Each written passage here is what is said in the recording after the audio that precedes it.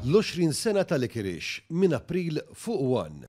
Fl-analiżi ta' kull xahar li jippubblika l-Bank Ċentrali ġie notat li l-inflazzjoni waqgħet tal-inqas livell osservat minn Settembru tal-2021 lil hawn li jfisser li l-għoli tal-ħajja naqas għal dak li kien ma' 3 snin u nofs ilu.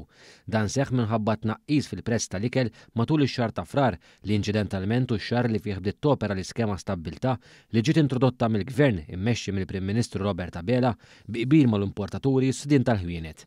Ir-rapport tal-Bank Ċentrali sostni wkoll li jekk wieħed jeskludi l-effett tal-prezzijiet tal-enerġija u l-bidliet staġjonali fl-ikel, ir-rata ta' inflazzjoni f'pajjiżna baqgħet taħdik fl-Unjoni Ewropea. Sa dan it-tant skont l-istess aġġornament tal-Bank Ċentrali, l-ekonomija Maltija komplet tikber għalkemm b'rata iktar moderata minn dik ta' snin imgħoddija.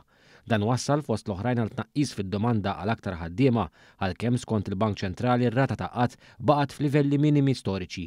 L-istat tajjeb tal-ekonomija wassal biex il-finanzi tal-Gvern ikompli jitjiebu għax l-istat daħħal aktar flus f'taxxi minkejja li kompla jżid l-ispiża minn barrek żdied sew l-ammont ta' depożiti tal-Maltin mal-banek lokali waqt li l-beħ tal-proprjetà baqa' sostnut u l-istess il-beħ mill-ħwienet iżdied ukoll.